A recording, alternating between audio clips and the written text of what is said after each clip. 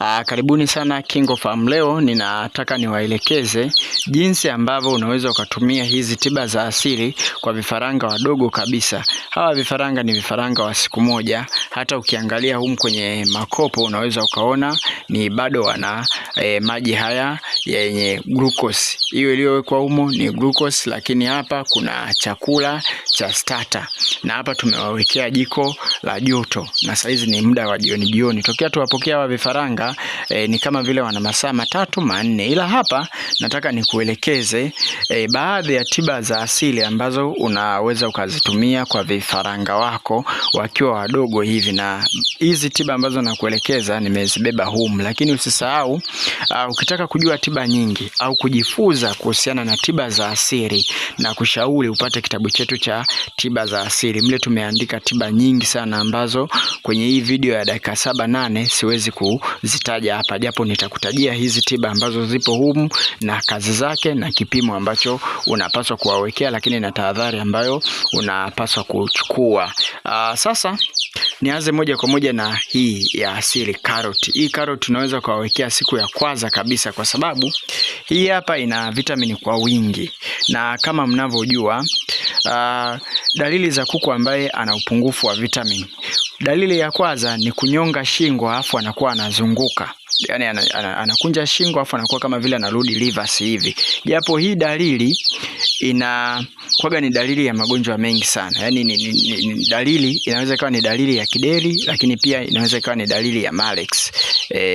Hii dalili, lakini ukiweka vitamin, ukiwa unawapa hizi carrot na blend unawawekea kwenye maji, basi unakuwa unawasaidia sana kuku wako kuepukana na hayo magonjwa. Na hii hapa unaweza ukaweka pamoja na majani ya mpapai, kwa sababu na yenyewe ni vitamin, lakini pia ni kinga ya magonjwa kama vile magonjwa ya gumboro, muhalo ule mweupe ule pale, ambao kwa asilimia kubwa waga unawashambulia sana vifaranga wenye umri wa chini ya miezi miwili. Waga wanapata sana huo ugonjwa.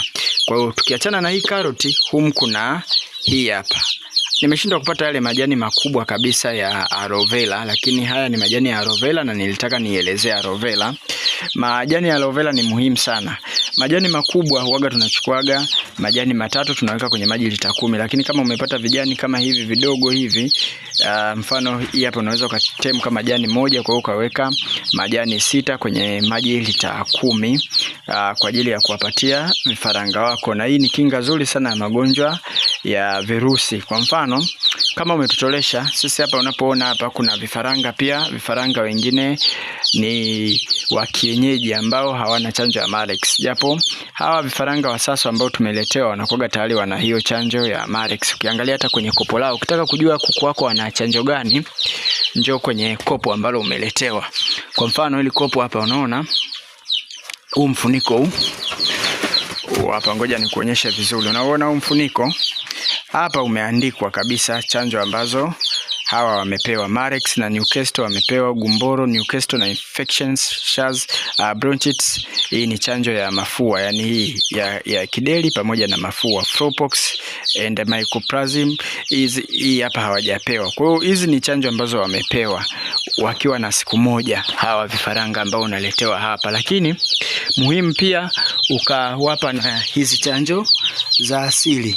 Ukiwapa na hizi chanjo za asili utakuwa umewasaidia sana vifaranga wako, ambapo utakuwa unatumia sana majani haya, majani ya aloe vera, kuna tangawizi, kitunguu saumu, mchanganyo. Ukiwa na kitabu chetu cha tiba za asili au cha ufugaji bora wa kuku wa kienyeji, kama unafuga kuku wa kienyeji, au unaweza ukapata kile kitabu cha safari ya ufugaji, tumeelekeza zile chanjo, jinsi ambavyo unaweza kutengeneza chanjo ya Marex, chanjo ya Newcastle, chanjo ya gumboro, chanjo ya ndui. Zote chanjo mle tumeweka za asili na za duka. Kwa hiyo kipindi ambacho unakuwa unahitaji kuwatengenezea ile chanjo, unakuwa tu unaangalia kwenye kile kitabu unatengeneza. Lakini pia kuna kitu kingine humu ndani, ni tangawizi. Tangawizi ni mchanganyo muhimu sana kuwapatia vifaranga wako, hasa kwenye wiki yao ya kwanza. Kwenye wiki ya kwanza kuna mambo mengi sana. Inatakiwa uwape vitamini kwa wingi vifaranga wako. Yaani hakikisha unawapa vitamini kwa wingi vifaranga wako.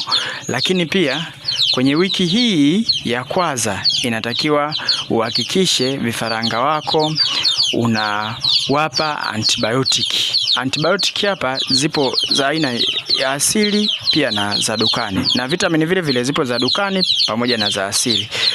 Moja ya antibiotic ambayo ni muhimu sana ya asili ambayo sisi pia KingoFarm waga tunaitumia sana, tunaiamini sana, ni hii ya tangawizi. Unachukua hii tangawizi, kwa mfano hapa, ngoja nikuonyeshe vizuri. Naweza nikachukua tangawizi moja kama hii hapa unayoiona hapa, nikaja nikachukua kitunguu saumu kimoja kama hiki hapa, nikachukua na pilipili 3. Kwa vifaranga wadogo tunatumia pilipili 3, lakini wakishakuwa wakubwa tunakuwa tunatumia pilipili 5. Hizi pilipili za mwendo kasi kama hivi.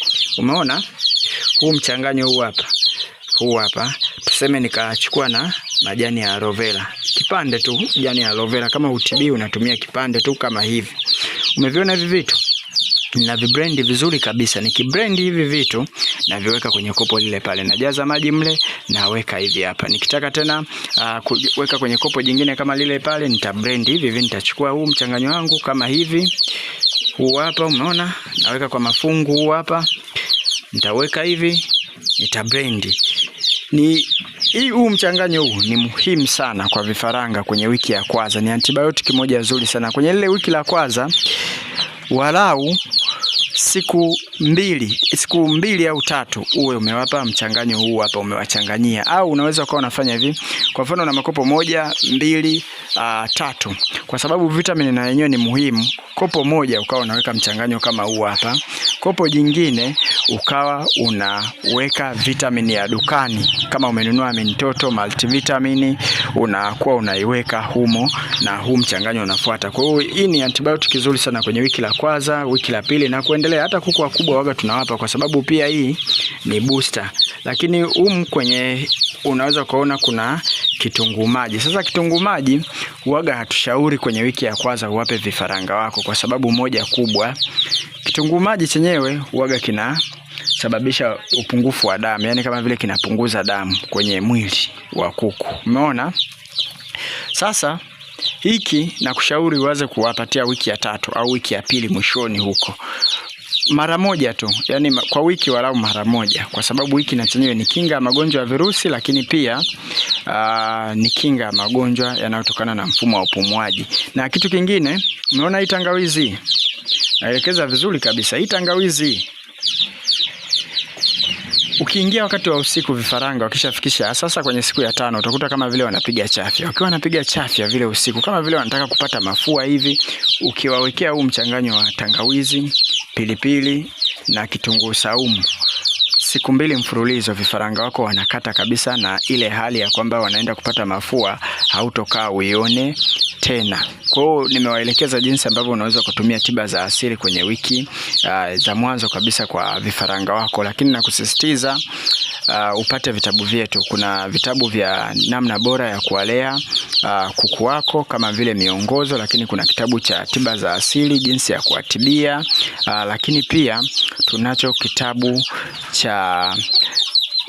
cha booster, namna ya kuwabusti. Kile kitabu kimeandikwa juu, mwongozo maalum wa ufugaji kwa tiba za asili. Kile kitabu kinakupa ratiba kamili, yani kama wewe hujui hata hivi vitu uvitumie kwa ratiba gani, basi ukiwa na kile kitabu kitakuelekeza, siku ya kwanza tumia hiki, ya pili tumia hiki, siku ya 3 tumia hiki.